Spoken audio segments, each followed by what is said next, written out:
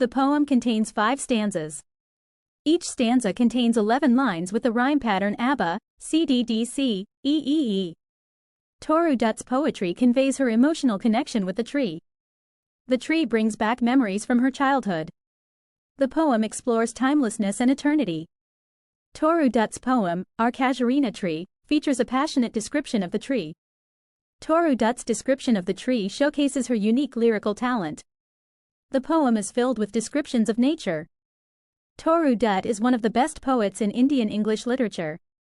She was born on March 4, 1856 in Calcutta. Unfortunately, she passed away at the young age of 21 in 1877. In a short period of time, she has created works of unparalleled literary significance.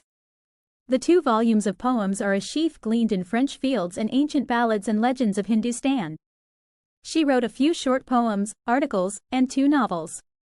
She wrote a French novel, Le Journal de Mademoiselle d'Arvers, 1879, and an unfinished English novel, Bianca or the Young Spanish Maiden.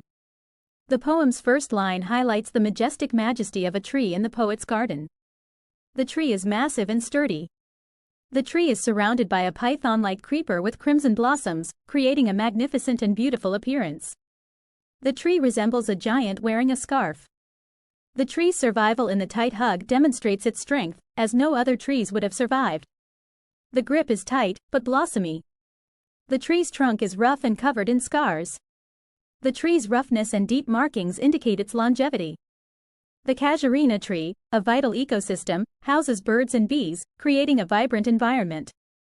The nightingale's sweet song, reminiscent of John Keats' poem, Ode to a Nightingale, adds romantic charm.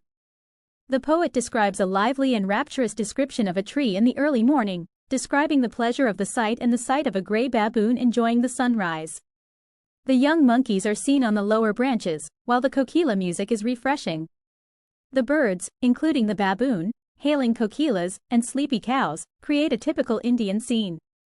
The poem makes the tree appear large and grand, capturing the beauty of the Indian landscape. Toru Dutt's poem's 3rd stanza highlights the tree's significance not just for its magnificence but also for its connection to her past memories. Particularly, she is reminded of the wonderful moments of childhood days which she spent with her brother and sister under the shade of this huge tree. Toru Dutt remembers her sister Uru and her brother Abju who are dead. Toru Dutt's poem humanizes a casuarina tree as a universal record of human pain and regret, referencing distant France and Italy.